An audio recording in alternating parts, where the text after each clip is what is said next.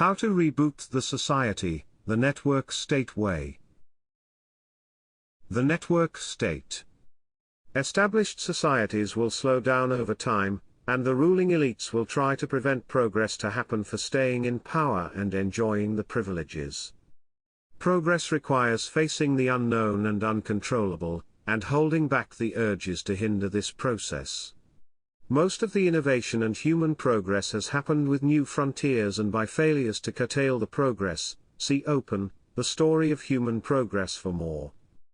Our societies are good at adding new legislation, taxes and administrative burdens to citizens. We don't have good methods for garbage collection to expire, delete and remove previous layers.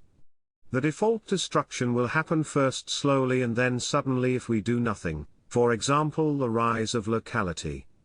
Fiat currencies are just one example where inflation is a very visible manifestation of this downward death spiral now. In the past, renewal happened mainly by physically locating to or discovering new areas. While we are waiting for the space age to reach out to the masses, we have another new territory open for us, the digital one. Commercial successes with the internet domain space are evident. Web3 allows this development to reach another culmination point where the previous leviathans, God and state, are yielding to the new one, network. The previous ones relied on physical coercion as their ultimate leverage. The new one gains its power from cryptography, transparency and decentralization. You cannot fiat your way to unlock private keys no matter how mighty your army is. Individuals have the leverage over the top-down hierarchies. Even in Matrix, the physical reality mattered. Who controls the atom space can reshape the rest. Yet, we are shifting from the atoms first to the digital first society. When the internet is down, not much is working in the physical world either.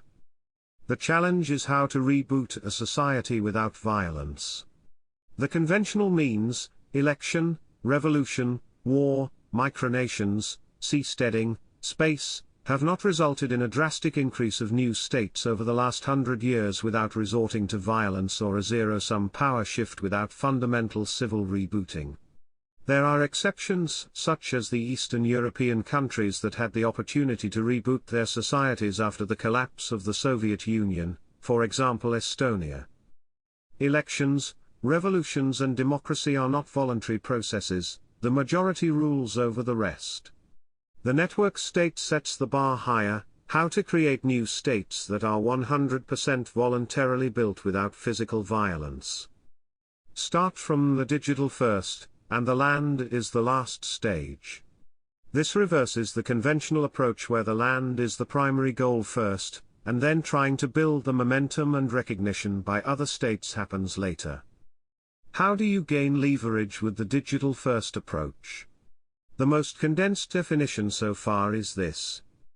A network state is a highly aligned online community with a capacity for collective action that crowdfunds territory around the world and eventually gains diplomatic recognition from pre-existing states.